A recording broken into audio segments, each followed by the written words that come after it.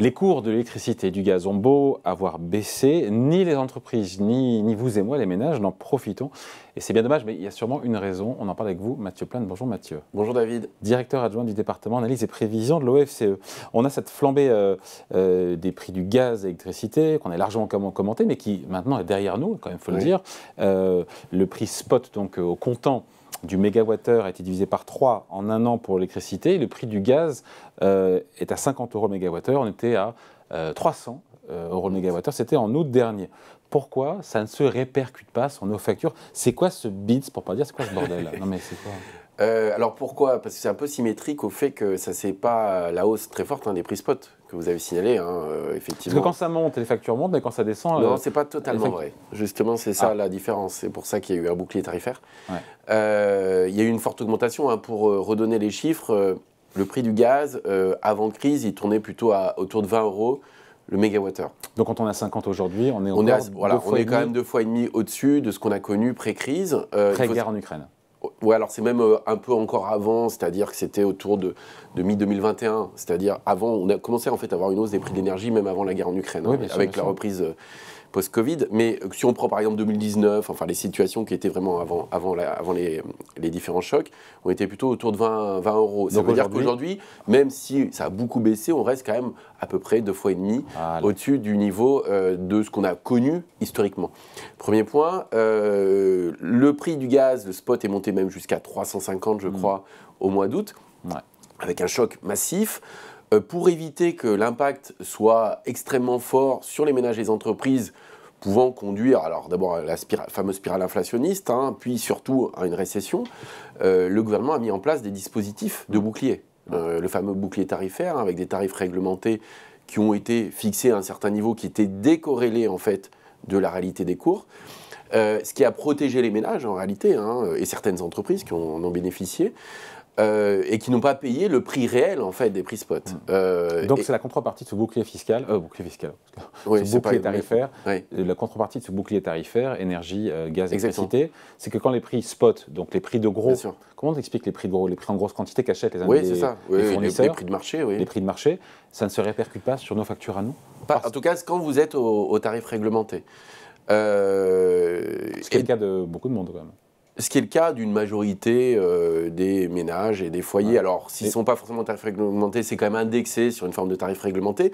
Juste pour vous donner un exemple, encore en janvier, alors même que les prix avaient quand même baissé, le tarif réglementé qu'on aurait dû payer, au regard des prix spot, au regard des infrastructures, par rapport à ce qu'on a payé réellement, il y avait quand même encore 60% d'écart. En faveur des consommateurs. En faveur des consommateurs. Aujourd'hui, en fait, c'est la CRE, donc la Commission de la régulation de l'énergie qui calcule ce tarif réglementé, dit qu'aujourd'hui, en fait, on se rapprocherait avec le prix qu'on paye, en fait, du prix du marché, du prix spot d'un tarif réglementé normal.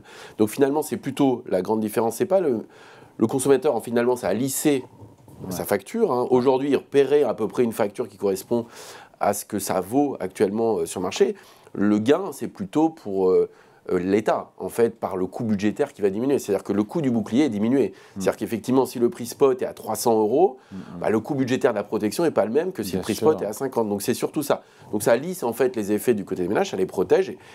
Eux ne vont pas voir la baisse équivalente des prix spot parce qu'ils n'ont jamais vu l'augmentation réelle, pour ceux qui n'étaient pas sous ce prix de marché. Et pour ceux qui voient encore, parmi les consommateurs, notamment les ménages, qui voient encore leurs factures augmenter, on leur dit quoi alors que les cours de marché gaz, électricité baisse? Oui, alors il faut avoir ça aussi en tête, et c'est vrai aussi pour les entreprises d'ailleurs, oui, c'est vrai. En particulier dans l'industrie qui sont assez peu sous les tarifs réglementés ou indexés sur des tarifs réglementés, c'est-à-dire que c'est des contrats en fait qui vont être renouvelés assez régulièrement quand vous n'êtes pas sous tarif réglementé. Or ces contrats sont calculés aussi sur finalement les prix des derniers mois. C'est pas juste le prix spot affiché qui va être le prix du nouveau contrat. Et comme je vous disais, ce renouvellement de contrat qui arrive aujourd'hui, même si on a une forte baisse par rapport à ce qu'on a connu à l'été dernier, reste quand même largement au-dessus de ce qu'on avait pré-crise. Donc si vous renouvelez votre contrat tous les 2 ans, en fait, effectivement, vous avez bénéficié du fait que vous n'avez pas renouvelé votre contrat au mauvais moment, mais malgré tout, le renouvellement de contrat vous coûtera moins cher que ce qui était prévu, mais il vous coûtera quand même plus cher. Et donc, vous avez quand même un effet de diffusion du choc énergétique qui reste, y compris en 2023, même si vous avez une baisse des prix spot. C'est juste que ce choc va être moins violent, moins violent et plus lissé que ce qui était prévu si les prix spot étaient élevés, et le coût budgétaire va être moins élevé pour l'État parce que le bouclier coûte moins cher. C'est aussi une bonne nouvelle. D'ailleurs, ce bouclier tarifaire, Mathieu, pour le gaz, il prend fin le 1er juillet prochain. Avec les niveaux de cours actuels, 50 € du mégawattheure sur les marchés contre 300 au pire au mois d'août, en août dernier, il perd sa raison d'être ou pas, le bouclier? Puisqu'on est revenu quasiment au niveau pré-guerre en Ukraine, au moment de la guerre en Ukraine. Alors il y a le bouclier aussi du côté de l'électrique qui existe, qui est quand même avec des tarifs qui sont quand même encore relativement élevés sur l'électrique. Mais c'est très compliqué. Le gouvernement de poursuivre. Alors il y a deux choses, c'est-à-dire que pour les ménages, ça protège des fluctuations du marché.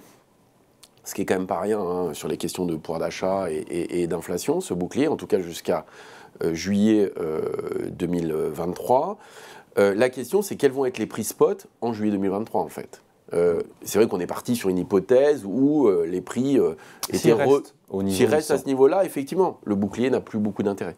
Le bouclier n'a plus beaucoup d'intérêt, et même le gouvernement peut avoir ça en tête, je ne sais pas si c'est ce qu'il va faire, mais il pourrait même profiter de la fixation des prix, si jamais on tombait à des prix spot qui sont même inférieurs aux tarifs réglementés, pour récupérer un peu d'argent en cas de nouveaux coups durs. C'est-à-dire, les ménages ne verraient pas des variations de leur prix de l'électricité ou du gaz, mais par contre, le coût de revient pour les traces serait même inférieur, ce qui lui permettrait de générer des recettes, façon de réduire les déficits, quelque part. Sachant que ça coûtait très cher, je ne sais pas quel est le coût de ce bouclier énergie pour les particuliers sur 2022-2023, à la fois gaz et électricité, on est sur quoi, 15-20 milliards d'euros? Non, on a été beaucoup plus.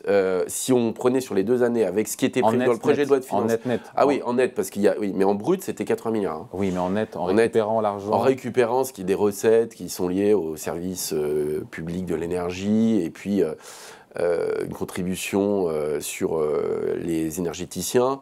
Et puis sur les énergies propres, renouvelables. Les énergies propres, parce qu'effectivement, avec ce prix spot, elles devenaient rentables, et donc il n'y a plus besoin de les subventionner. Donc effectivement, il y avait des rentrées. En net, on était, alors je ne veux pas dire bêtises, on devait être à, je pense, autour de 40 à 50 milliards. Oui, quand même, voilà. Sur 2 ans. Ouais. Avec l'hypothèse de prix spot relativement élevé, qui était plutôt à 200. En fait, lorsqu'on fait, le gouvernement a fait le projet de loi de finances. Et donc, en fait, la vraie question, c'est que 2023 devait coûter très cher, et en fait, coûtera assez peu cher par rapport à ce qui a été prévu. Bon, ce qui est plutôt une bonne nouvelle pour les finances publiques. Évidemment, au passage. Pour finir, Mathieu, et je pense à celles et ceux qui nous regardent, qui se disent, OK, c'est sympa, ils nous expliquent les trucs, mais à quand la baisse de la facture pour les ménages, pour les entreprises? Il faut attendre combien de temps? On est en mois, ça dépendra des cours, évidemment. Bien sûr. Je ne suis pas sûr qu'il y aura une baisse de la facture. Il faudrait que les prix spot reviennent progressivement au prix de 2019. Mais ça, il n'y a aucune certitude. Aujourd'hui, on a plutôt l'inquiétude, y compris pour l'hiver 2023, sur le restockage du gaz. En fait, il y a des effets saisonniers quand même qui sont liés au gaz, au moment du déstockage, au fait qu'on a eu plutôt un hiver qui a été relativement chaud, donc on a quand même moins chauffé, il y a des efforts de sobriété. Donc tellement on finit l'hiver on ne sait pas, en fait. C'est-à-dire que si on reste effectivement... En termes de stock de gaz, on est comment là aujourd'hui, je crois qu'on est à 30%, on n'a plus que 30% des réserves. Il y a eu des ventes qui ont été importantes, justement pour des raisons d'optimisation sur les questions de prix, parce que certains anticipaient les baisses de prix, donc ont voulu vendre assez rapidement leur stock. Je crois que sur les derniers points, on était plutôt autour de 30% des réserves, alors qu'en Allemagne, ils sont à 60%. C'est-à-dire que la question fondamentale, c'est le restockage de l'hiver prochain. Alors même qu'on avait bénéficié du fait, entre guillemets, que l'hiver avait été peu rigoureux, enfin en termes de chaleur, donc on a moins consommé d'énergie, et puis qu'il y avait aussi la Chine qui était dans une stratégie zéro Covid et qui consommait moins d'énergie. Et donc on a pu récupérer du GNL que les Chinois n'achetaient pas, si vous voulez. Qu'on a payé cher aux Américains, quand même. Et qu'on a payé cher aux Américains, mais qu'on aurait pu payer encore plus cher si la Chine repartait. Et donc on est dans un schéma où finalement 2023, on ne peut pas écarter le fait qu'on aura une réaugmentation des prix du gaz. Ça veut dire que ça se passe quand même mieux que prévu, par rapport à ce qu'on avait pu anticiper il y a encore 6 à 9 mois. Et pour autant, on ne peut pas dire qu'on va revenir tranquillement à une situation d'avant-guerre en Ukraine où on retrouve des prix de l'énergie extrêmement bon marché, plus les besoins de transition énergétique, les investissements à faire, la décarbonation de l'industrie, etc. Tout ça, il faut peut-être imaginer qu'on ne reviendra jamais dans un monde avec des prix de l'énergie sur les hydrocarbures bon marché comme ce qu'on a connu en 2019 par exemple. Allez, merci beaucoup. Explication signée Mathieu Plane, directeur adjoint du département d'analyse et prévision de l'OFCE. Merci Mathieu. Merci David.